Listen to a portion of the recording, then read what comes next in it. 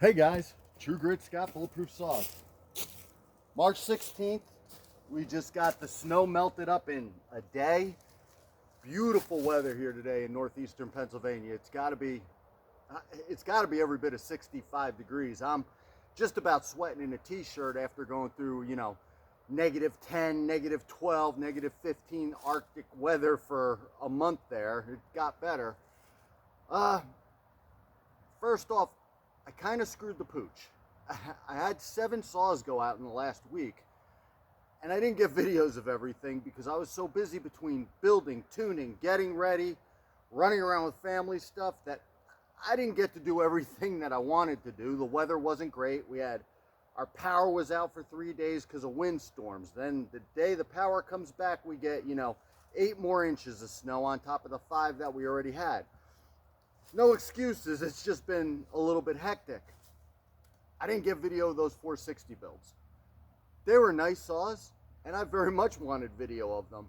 So the fella I sold them to, he said he's gonna get some video, whether he's a pro tree guy, he's got better things to do than make videos for a saw builder. I hope he gets them to me.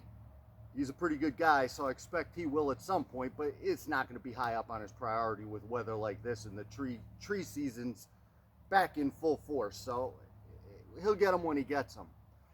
I got one of them 440 builds. This one gave me a problem. It was kind of funny. Had a 440 and a 660 go out the other day, and this was the other 660 I built at the same time, and I couldn't get it to tune. What's going on? Kind of a little bit weird. So I'm just ripping it apart. I go back, I pressure test the saw. It passes pressure, fails leak down. Keeps failing leak down. All right, I got a leak somewhere. I don't know, maybe I pooched a seal, whatever. So I go through, and the problem I have with vacuum testing is when you do it, with a pressure test, you can spray it with soapy water, you see bubbles, you know what's going on. When you fail vacuum, now you have to figure out where you failed vacuum. I always suspect seals. Maybe you got them in a little cockeyed. Maybe, something happened. Well, I hit vacuum and I'm pumping it up and I'm listening. I'm shutting everything off in the house so it's totally quiet. And I'm sticking my ears to the saw in different ways. And I hear a very faint leak. Boy, it really sounds like it's coming from this flywheel side seal. Well, let me try spraying some soapy water on it, and maybe I can see if the soapy water gets sucked into the case. And I'm listening, and my ear's right there, and you could barely hear this. So I don't see anything get sucked in, but that's kind of where I hear the sound from. So I go with that, and well, sure enough, it wasn't that seal, because I replaced the seal with another one, and it wasn't the seal. It was actually the intake boot. When I'm pulling it through the case on the build, at some point, I must have I'm telling you, it's a small, little, tiny tear. I hate to even call it a tear, because it was more like a pinhole, but it was enough to fail vacuum. So I put it back together. Turns out that didn't totally solve my problem. I actually had to replace the fuel filter in the tank vent. And it was one of those two, and I don't know which one because I replaced them both at the same time, and I guess I could throw that tank vent back in and see if that's what it was, or if it was the fuel filter. But a lot of times with one of those two things failing, I'm not that worried about it. I'll swap out the part, I'll put in the new part, and move on. It doesn't happen to me as often as people would lead you to believe. If I've had 3 fuel filters fail in the last year or 2, I'd be shocked. I'd really be shocked. Maybe 2, maybe 3, something like that. Anyhow, so I got this saw. It's actually a Hyway Titan Nickel big bore kit. It's got Hyway wrist pin bearing, Hyway clutch bearing. Right now it has an OEM Walbro carb on it, but I'm probably not going to leave that on there because that's kind of my carb. I just threw that on there to test this saw out as I'm diagnosing problems. What else has this saw got? Ported the exhaust. Pretty basic build, so we'll give it a run. I got her tuned up a little bit. I got her to about 12.8, which is a little bit, you guys know me, I'm run saws fat Scott. So you can make fun of me all you want, but I do run some stuff fat until it's broken in, and somebody's ready to really tune it after the ring seat, get a few tanks of gas through it, I tune them down.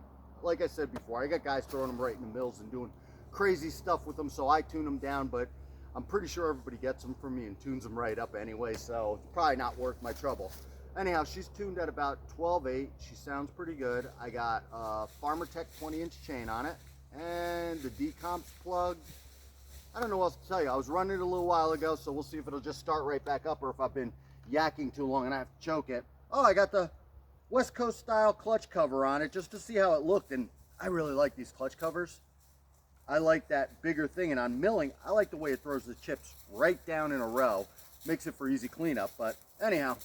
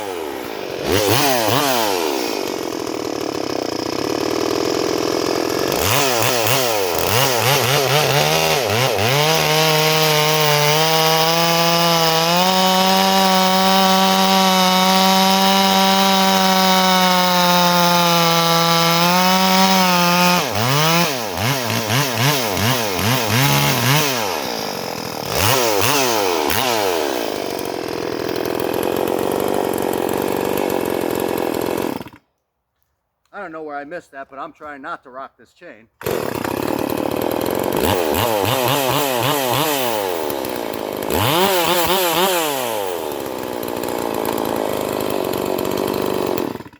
Anyhow, you guys know I'll rock a chain right in front of you. I don't mean to, when I get making videos, and I'm not the best with videos, and I know it, so sometimes I don't pay as much attention as I should. Anyhow, she cuts kind of nice. I'm going to put her up for sale. I have 460 builds to do this week. I have 200T that has to go out, but I'm waiting on a Hyway order. It's another thing I'll give you a quick update on. You guys might have saw when I was building those 460s, I was going to use a Hyway Titanical 460 big bore kit on it. And I got into it. I was, I think I was testing squish at the time, and I looked down and I saw the Freeport on it. Like a massive amount of Freeport. Threw a base gasket in it. Still a massive amount of Freeport, and way too much squish for me for me, it's not a viable cylinder to give to somebody to give to anybody. It wasn't a viable cylinder. So I hit Hyway that evening, linked them to the video, let them watch. Within 24 hours, Hyway got right back to me, said, that's a problem. Thank you for telling us. We're going to recheck our molds and address the issue, and it will be fixed before we send you another one. So what I want to say is to get a response within 24 hours, and hey, it's a problem. We understand. We're going to fix this immediately. And I just placed a really big Hyway order, and I think that they sent me some extra an extra 44 cylinder to make up for the 46 cylinder. So that's great. Hyway, anybody can make mistakes. Anybody could put out something that's not quite right. It happens. You're doing hundreds or thousands or tens of thousands of something. Once in a while, something's going to go wrong.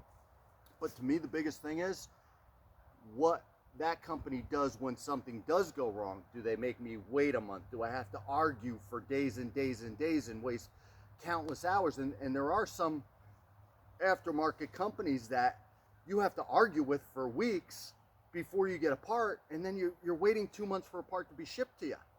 And to me, it's trash. That's why I never go back to Farmer Tech asking for replacement parts. I just eat the cost. You know, if it's something I'm going to use from Farmer Tech and they sent it to me bad, I eat it because I'm not spending days arguing and I'm not waiting months for a part replacement. It just, I suppose I could. I'm not doing it. But Hyway, within 24 hours, had me an answer, and whatever you need. Do you want us to ship this to you immediately? No, I'm placing an order. Just, you know, throw it in the box with the rest of my order. So anyhow, Hyway's been a good company, very responsive, and they listen. So that's a good thing to say. So you might have thought that I was negative about having the problem of Freeport, but when somebody wants to make it right and do nothing but improve their product, I got no problems. Anyhow, this was kind of a long video on a 44 build. That's, I don't know if it's more of the same. It's pretty standard stuff. Anyhow, True Grit Scott, I'm going to go enjoy the day. Bulletproof Saws, thanks for watching.